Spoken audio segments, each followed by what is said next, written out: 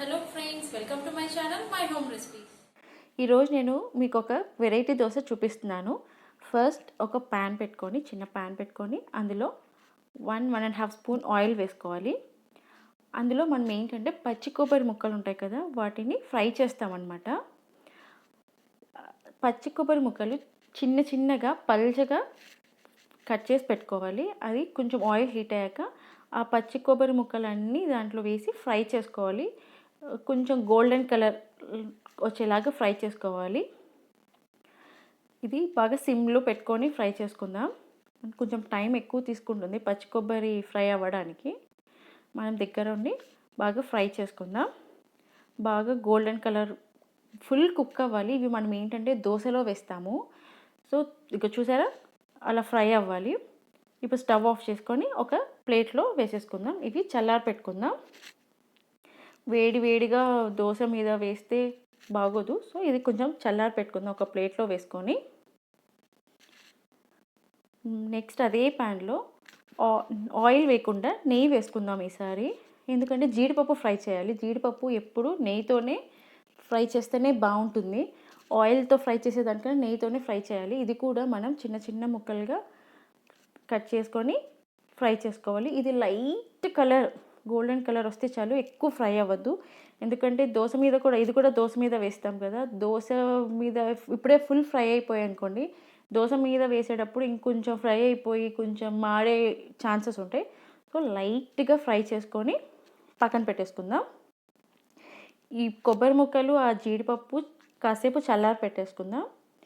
ఇప్పుడు నెక్స్ట్ ఏంటంటే ఈ దోశలకి మనం చట్నీస్ చేసుకుందాం. ఇప్పుడు నేను ఏంటంటే ఎండుమిర్చి గార్లిక్ చట్నీ చేస్తున్నాను. ఫస్ట్ ఒక మిక్సీ జార్లో 1 స్పూన్ జీలకర్ర వేసి ఒక 10 వెల్లుల్లి వేసాను. అలాగే 15 మినిట్స్ ముందు నేను ఎండుమిర్చి ఒక హాట్ వాటర్లో సోక్ చేసి పెట్టుకున్నాను. సోక్ చేసి పెట్టుకొని అది నేను ఇప్పుడు మిక్సీ జార్లో వేసేసాను. ఆ వాటర్ కూడా వేసేసుకోవాలి. ఇప్పుడే కొంచెమే సరిపోతుంది. కొంచెం గట్టిగా కావాలనుకుంటే కొంచెం వాటర్ తగ్గించుకోవచ్చు. కొంచెం పలుచగా కావాలనుకుంటే కొంచెం వాటర్ ఎక్కువ వేసుకొని గ్రైండ్ చేసేసుకుందాం. నేను ఇప్పుడేం సాల్ట్ వేయలేదు.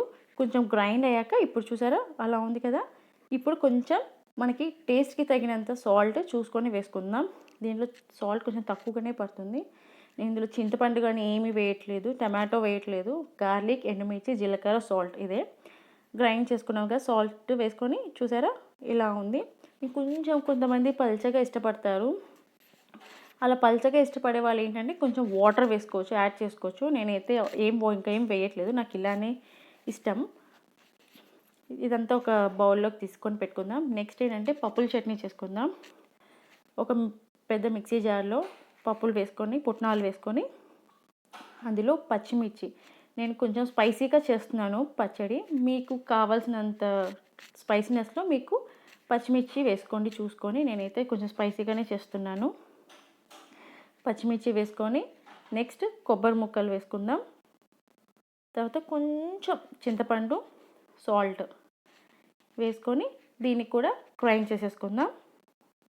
సాల్ట్ కూడా చూసి వేసుకుందాం. ఇందులో కొంచెం సాల్ట్ ఎక్కువైనా సాల్టీగా అయిపోతుంది చూసారా. గ్రైండ్ చేసుకుందాం. ఇప్పుడు కొంచెం వాటర్ వేసుకుందాం. నాకు చిన్న గ్లాస్ వాటర్ అంతా వేసేసాను. నేను ఇది మరీ గట్టిగా కాదు, మరీ పల్చగా కాదు, కొంచెం మీడియంగా చేసుకుంటున్నాను. చూసారా, మనకు కొంచెం వాటర్ వేసుకొని చూసుకొని మనకి ఎలా కావాలి అని చూసుకుంటూ వాటర్ పోసుకుంటూ గ్రైండ్ చేసుకోవాలి. అది గ్రైండ్ చేసుకుందాము. దీనికి కూడా ఇప్పుడు మనం ఏంటంటే ఒక బౌల్లో వేసి పెట్టుకొని దీనిపైన మనం పోపు పెట్టుకుందాం. ఇప్పుడు స్టవ్ ఆన్ చేసి అదే ప్యాన్ మీద ప్యాన్ పెట్టేసుకున్నాం కదా, ఇందులో ఒక 2 స్పూన్స్ ఆయిల్ వేసుకుందాం. నేను చిన్న స్పూన్ తీసుకున్నాను, అందుకని కొంచెం ఎక్కువనే కనిపిస్తుంది ఎక్కువ వేసినట్టు, కానీ నేను కొంచెమే వేసాను. ఇప్పుడు ఏంటంటే ఇందులో పోపు దినుసులు వేద్దాం. ఆవాలు, జీలకర్ర, మినప్పప్పు. కొంచెం మినప్పప్పు ఎక్కువ వేస్తే బాగుంటుంది, మధ్య మధ్యలో పంటికి తగులుతూ క్రంచీగా ఉంటుంది. కొంచెం జీలకర్ర, మినప్పప్పు కొంచెం నేను ఎక్కువ వేసాను. మీకు వద్దనుకుంటే మీరు కొంచెమే వేసుకోవచ్చు. నేను మాత్రం కొంచెం ఎక్కువ వేసుకున్నాను. ఇది మనం బాగా ఫ్రై చేసుకోవాలి. మినపప్పు బాగా ఫ్రై అవ్వాలి, లేకపోతే పచ్చి పచ్చిగా అనిపిస్తూ ఉంటుంది. సో కొంచెం ఫ్రై చేసుకుందాం మీడియం ఫ్లేమ్లో పెట్టుకొని.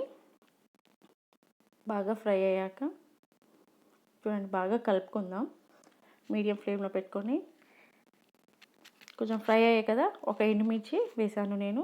తర్వాత కరివేపాకు వేసి ఒకసారి కలుపుకొని స్టవ్ ఆఫ్ చేసేసుకున్నాను. ఇప్పుడు ఈ పోపు అంతా మనం గ్రైండ్ చేసి పెట్టుకున్న పచ్చడిలో, పుట్నాల పచ్చడిలో వేసేసుకుందాం. చూసారా, ఆయిల్ ఏం ఎక్కువ ఏం అవ్వలేదు, మీకు అలా కనిపిస్తుంది 2-3 స్పూన్స్ వేసాను అని, ఆయిల్ ఏం ఎక్కువ అవ్వలేదు. సో ఇప్పుడు ఏం చేద్దామంటే దాన్ని ఆ పచ్చడిని ఒకసారి కలిపేసి పక్కన పెట్టుకుందాం. ఇప్పుడు మెయిన్ ఏంటంటే దోశ వేసుకుందాం. స్టవ్ ఆన్ చేసి తవా పెట్టుకున్నాను. ఈ దోశ ఏంటంటే మనం లో ఫ్లేమ్లో కుక్ చేసుకోవాలన్నమాట. ఇది పల్చగా పోసుకోకూడదు, కొంచెం మందంగానే వేసుకోవాలి. అలానే దిబ్బరట్టు సైజులో కూడా కాదు, పల్చగా కాదు దిబ్బరట్టు సైజుగా కాదు, కొంచెం మందంగా వేసుకుంటే చాలు. చూడండి, అంత చిన్న సైజు, కొంచెం చిన్న చిన్న దోశలాగానే వేసుకుందాం. దీనిపైన మనం ఫస్ట్ ఫ్రై చేసి పెట్టుకున్నాం కదా కొబ్బరి ముక్కలు, ఆ కొబ్బరి ముక్కలు వేసుకుంటున్నాం. తర్వాత ఫ్రై చేసి పెట్టుకున్న జీడిపప్పు కూడా వేసుకోవాలి. జీడిపప్పు ఇది ఒక సైడే మనం రోస్ట్ చేస్తామండి, నెక్స్ట్ మళ్ళీ ఇంకో సైడ్ చేయమన్నమాట.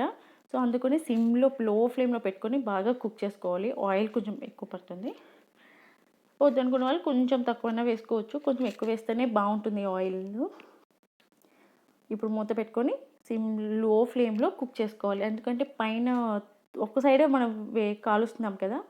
సో ఒక 1 మినిట్ అయ్యాక మనం అది ఫోల్డ్ చేసేసుకొని డిష్ అవుట్ చేసేసుకోవడమే. ఒక లేయర్ అంతా క్రంచీగా ఉంటుంది, ఒక లేయర్ అంతా సాఫ్ట్గా జీడిపప్పు ముక్కలు, కొబ్బరి ముక్కలు, మనకి కొబ్బరి ఆయిల్లో ఫ్రై చేసాం కదా, ఆ టేస్ట్ కూడా చాలా బాగుంటుంది. సో మనం ఇది డిష్ అవుట్ చేసేసుకుందాం, ఒక ప్లేట్లో వేసుకుందాం. నేను ఇది మీకు ఎలా ఉంటుందో టేస్ట్ చేసి చూపిస్తున్నాను. సో పప్పుల చట్నీ, నెక్స్ట్ మనం ఎండుమిర్చి గార్లిక్ పచ్చడి చేసుకున్నాం కదా, అది కూడా. ఆ పచ్చడిలో కావాలంటే కొంచెం పోపు వేసుకోవచ్చు అండి, జస్ట్ ఆవాలు వేసుకొని, ఆవాలు జీలకర్ర పోపు వేసుకోవచ్చు, నేనేం పోపు వేయలేదు. తర్వాత కారపొడి, దానిపైన నెయ్యి, నిమ్మకాయ, ఈ 3 వేసుకొని తిని చూడండి, ఎంత బాగుంటుందంటే అంత బాగుంటుంది. ఇది నేను ఈ రెసిపీకి ఒక స్టోరీ ఉంది. నేను ఒంగోలులో మస్తాన్ దోశ, మస్తాన్ ఇడ్లీ అని ఉంటుంది, అది చాలా ఫేమస్ అనమాట. మీకు ఎవరికైనా తెలిసి ఉండొచ్చు, మస్తాన్ దోశ, మస్తాన్ ఇడ్లీ. నాకు చాలా అంటే చాలా ఇష్టం ఆ దోశ, ఇడ్లీలు అనమాట.